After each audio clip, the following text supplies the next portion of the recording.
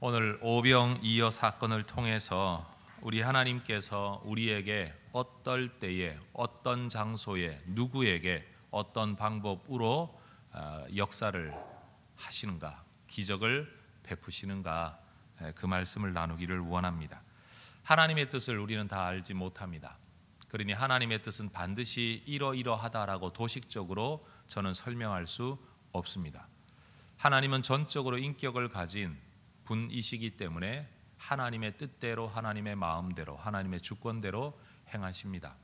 그러니 목사가 아무리 설교를 외치고 성경에 근거하여 이야기를 한다고 해도 여러분, 하나님은 제 마음대로 움직이시는 분이 절대 아닙니다.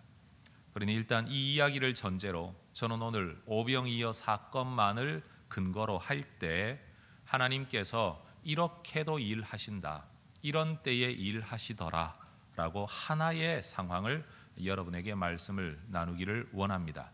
그리고 이 가운데 기도하는 분들에게는 어쩌면 이 하나의 상황이 여러분의 상황이 되실 수도 있을지도 모릅니다. 이 네 가지 과정 우리의 가슴에 새기고 오늘 기도할 수 있기를 원합니다. 첫 번째, 우리 예수님께서는 따라오는 사람들에게 은혜를 베푸셨습니다.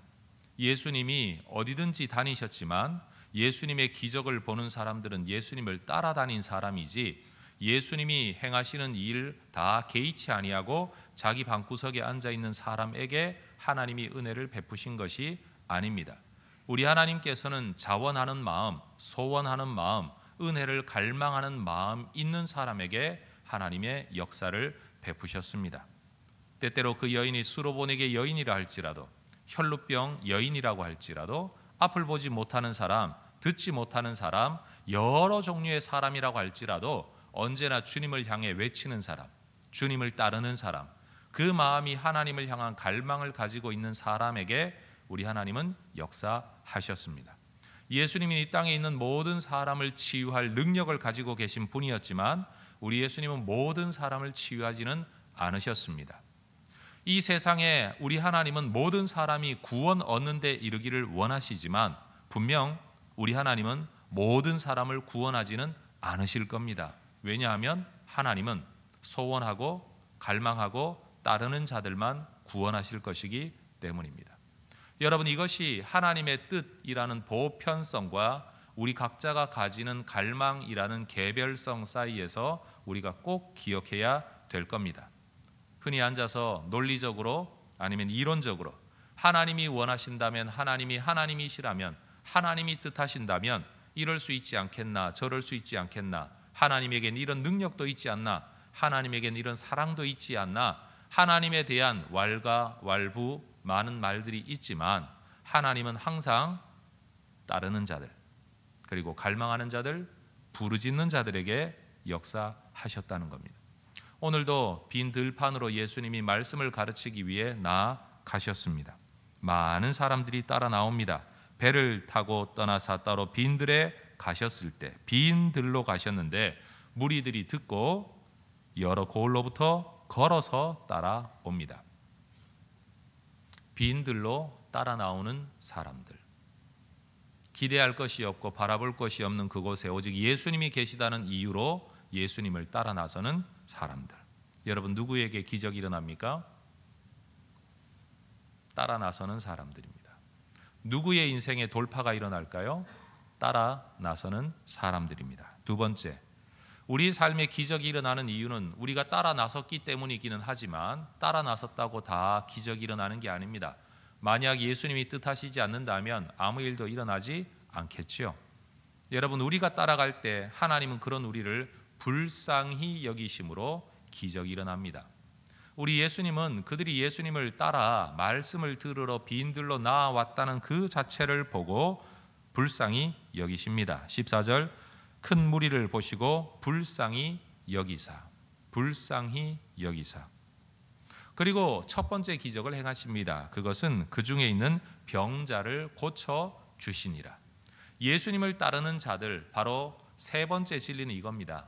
우리 하나님께서 따르는 자들에게 역사하시고 불쌍히 여기시는 은혜의 마음 때문에, 긍휼히 여기시는 마음 때문에 역사하는데, 세 번째, 결핍의 상황에 역사하신다는 겁니다. 병자를 보시고는 병자들을 고쳐주십니다. 먹을 것이 없는 사람들에게는 먹을 것으로 기적을 베풀어 주신 것입니다. 여러분, 돈이 많은 사람들이라고 은혜가 필요하지 않은 게 아닙니다. 돈은 먹고 살 만큼 있는데 죽을 때까지 먹고 살아도 돈 문제는 걱정하지 않는데 여전히 마음의 공허함, 자녀의 문제 또는 건강의 문제, 아니면 자기의 지울 수 없는 과거의 죄악들의 문제, 여러분 이런 것들로 말미암아 마음이 상해 있는 영혼들을 우리 하나님은 사랑하시고 불쌍히 여기셔서 은혜를 베푸신다는 겁니다.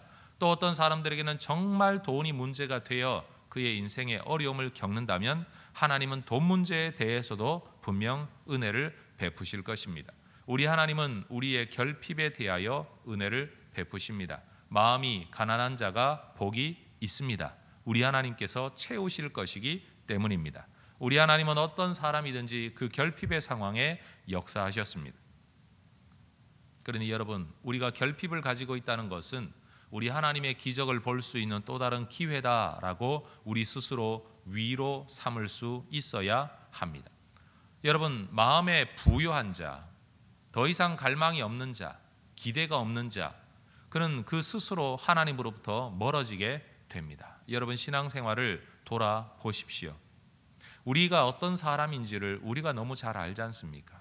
어렵고 힘들고 문제가 있을 때야 비로소 기도하는 자리 나와 하나님 앞에 도와달라고 채워달라고 부르짖는 사람들. 여러분, 하나님은 우리의 결핍을 통해 우리를 부르십니다. 그리고 그 결핍의 자리에서 우리를 만나 주십니다. 결핍을 채워주심으로써 하나님이 살아계심을 보여주시고 하나님의 사랑을 또한 우리에게 보여주십니다. 그리고 그 하나님이 세상 가운데 선포되어질 수 있도록 또 방법으로 사용을 하시는 겁니다.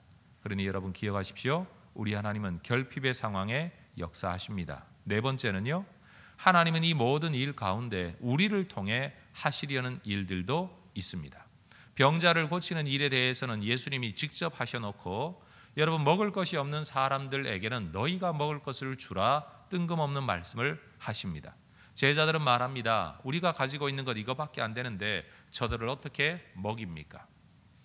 그런데 우리 하나님은, 우리 예수님은 그 제자들의 손에 있는 작은 것을 받아들고 축사하고 기도하시고 다시 그들의 손을 통해 백성들을 먹이십니다. 내 손에 있을 때는 별것 아니었습니다. 그런데 주님 손을 한번 거치자 모든 사람을 먹이고도 남을 만한 것으로 변한 겁니다. 여러분, 손 놓고 넋 놓고 목 빼고 여러분 눈 빠지게 하나님이 역사해 주실 것을 기다릴 수도 있지만 하나님 앞에 우리의 것을 드려야만 그 다음 역사가 일어날 수 있는 일들도 있다는 것을 기억해야 됩니다.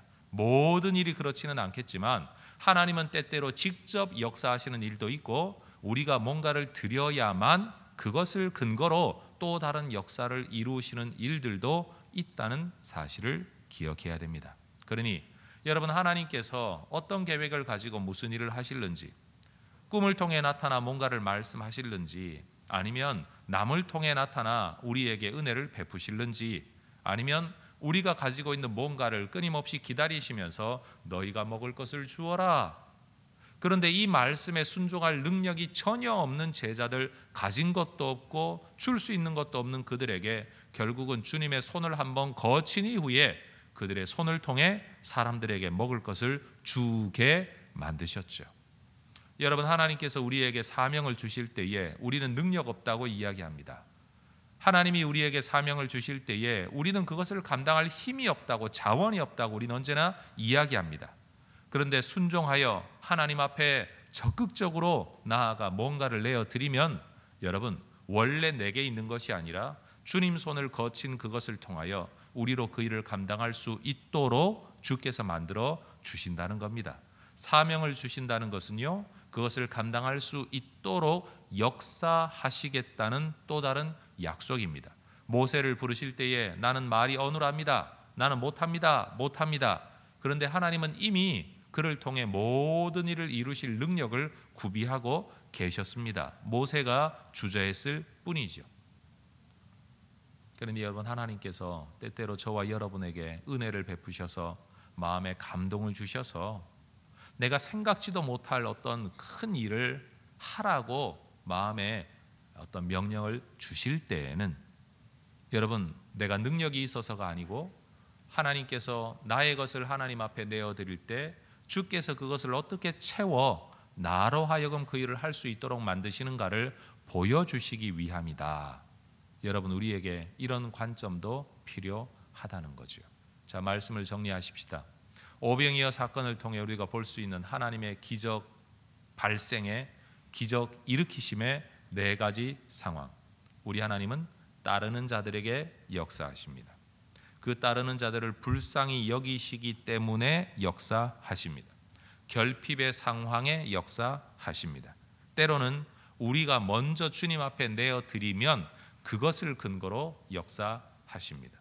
이 네 가지 상황 속에 여러분은 무엇을 붙들고 기도하실는지 모르겠지만 이 네 가지를 잘 묵상하면서 오늘 아침 하나님, 내 삶에도 오병이어의 기적이 일어나게 하옵소서 합심해서 기도할 수 있기를 원합니다. 기도하겠습니다. 하나님 감사